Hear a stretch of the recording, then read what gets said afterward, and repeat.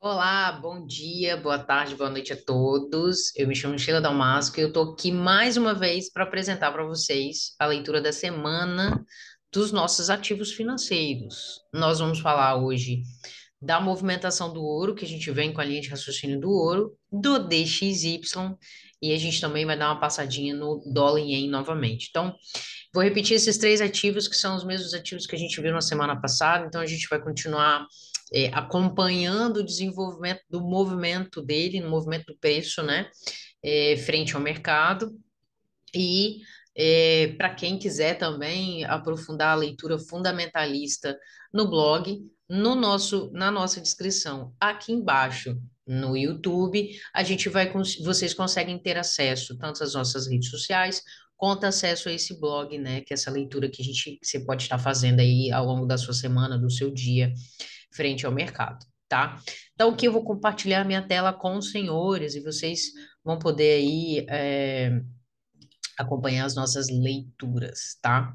Inicialmente, eu vou falar um pouquinho do DXY, tá? Acho que é bem importante a gente ter uma noção clara e nítida de como que está o comportamento do dólar frente às outras paridades, e por essa razão a gente pode aprofundar o conhecimento, tá? Não sei se vocês estão acompanhando, né, as notícias frente ao dólar, mas o dólar tem tido os resultados muito bons ao longo desse tempo, mas os dois últimos relatórios me preocuparam muito em relação à taxa de emprego e de desemprego. Tanto agosto como setembro fechou negativo, né? A gente teve um aumento de desemprego e uma diminuição na capacidade de acolher as pessoas, né, para trabalhos. Entretanto, o índice de compras dos gerentes de compra, né? Como que está esse índice, né, frente aos gerentes de compra? O que que significa esse índice, né? Todos os gerentes de compra, de grandes empresas, né, apresentam relatórios da capacidade de consumo deles. Então, né, de consumo, de insumos, né? Então, está positivo, ou seja, o país ainda está com aquecimento, ainda está com poder de compra, né, bem interessante, mas não sabemos até quando esse cenário vai continuar, tá? Então, aqui, ó, nitidamente, eu vou pegar minha canetinha aqui para vocês acompanharem, nitidamente, vocês já percebem aqui, ó, uma queda logo no início do mês, né, que foi um dos primeiros relatórios que veio, inclusive no dia de ontem nós tivemos esse relatório frente ao dólar, indicando perda de capacidade de absorção de novos empregados, né, então a taxa diminuiu.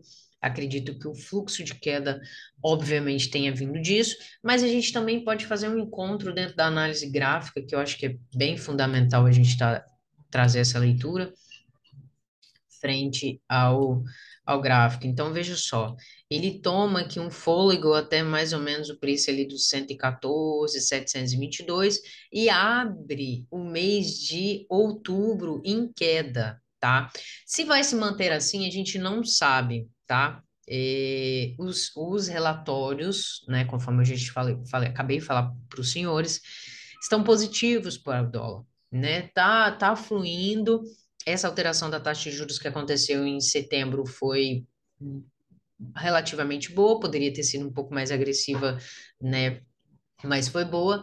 Mas a gente está começando a colher os frutos de uma má decisão ou de um grande risco que aconteceu lá em 2018, em 2020, que os Estados Unidos insistiu na impressão de moeda aí para o mundo aí, tá? Então, nós temos esse cenário e, obviamente, dentro de uma leitura gráfica, ó, tá a marcação aqui, tanto do 117,270 quanto o do 120. Essa marcação do 117, só para recordar aos senhores, foi uma projeção que nós fizemos do rompimento dessa região aqui, ó.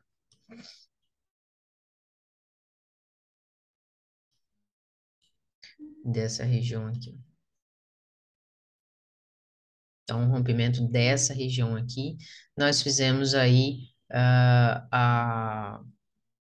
a perna de alta, que indicaria mais ou menos a região onde poderia chegar o preço, tá?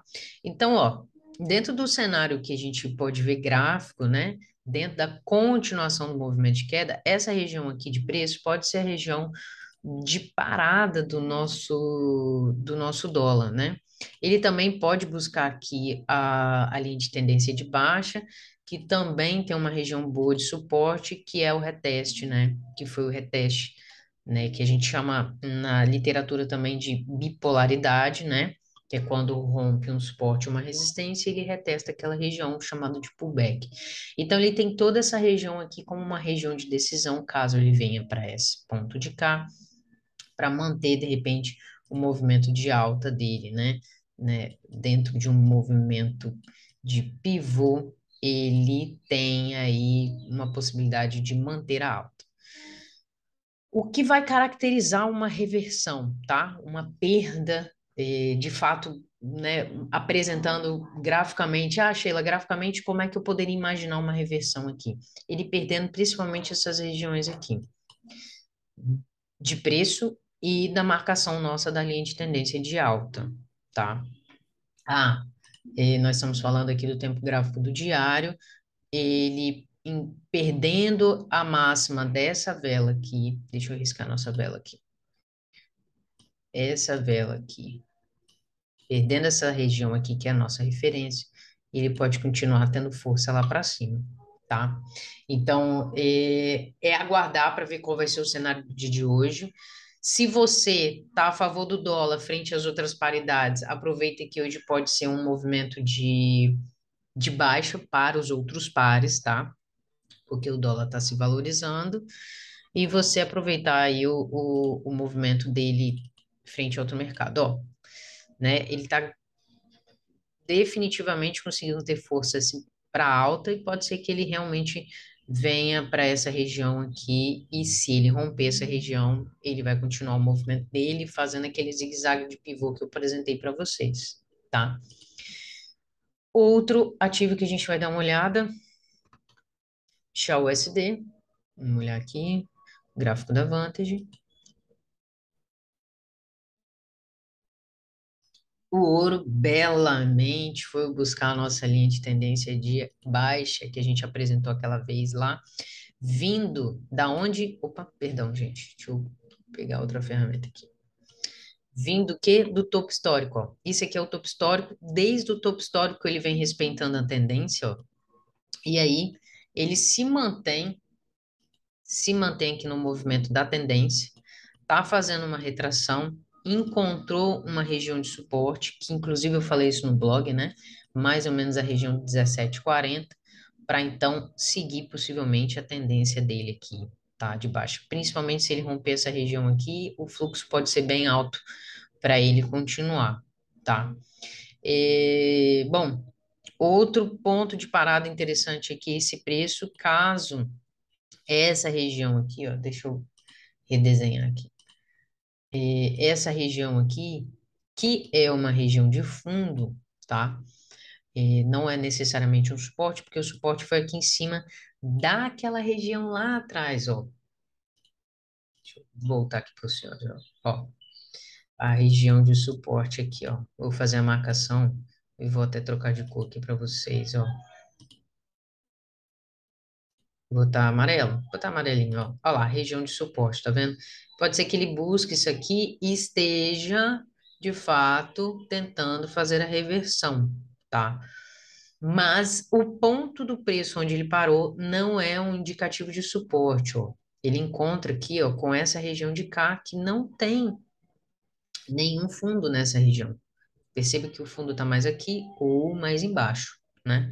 Então, continuo acreditando no movimento de queda, principalmente porque eu acabei de mostrar para vocês aqui que o dólar pode manter uma linha de raciocínio de alta e automaticamente vai fazer com que os pares que têm um dólar como cotação, no caso aqui, ó, o dólar está como na estrutura da nossa paridade, está como uma moeda cotação, vai conseguir ter força para baixo, tá? Então, continuo mantendo a linha de raciocínio aqui com os senhores para baixo, joguei aqui para o H4, o tempo gráfico do H4, e ele respeita belíssimamente essa região e vem embora, tá?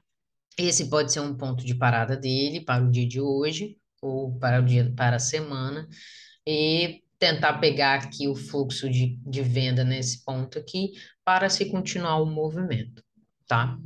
E aí agora eu trago para vocês o dólar ien, que é um par assim que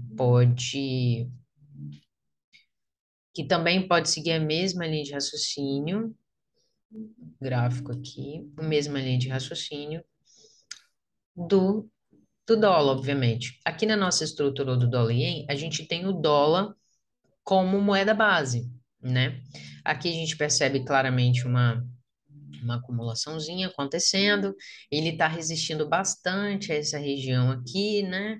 Tentou ter força para baixo, está tentando subir, e nós temos o nosso ponto de parada, ou seja, todos esses dias que a gente, né, desde a semana passada, ele vem acumulando, ele não conseguiu ainda tomar uma direção ou de alta ou de baixa. Então, para quem for operar nessas regiões, procure sempre trabalhar nas extremidades em favor da tendência. Então, aguarde ele chegar nesse fundo aqui para você comprar, conseguir botar um stop um pouco mais favorável para você e, obviamente, aproveitar o fluxo da tendência. Quem quiser entender que a acumulação tá até esse ponto aqui também tá perfeito, tá?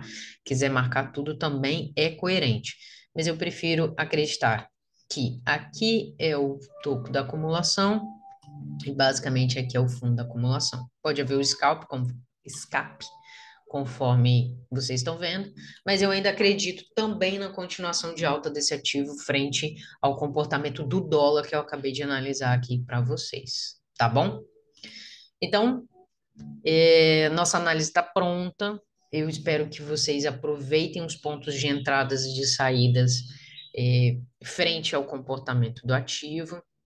Mantenha aí a lógica da direção do dólar, né? Tentem seguir o dólar nesse sentido, mas estejam atentos que talvez para início do ano que vem, finalzinho desse ano, o dólar pode dar uma reviravolta aí e a gente tem que aproveitar esse momento também, tá bom? Beijo, boa sorte!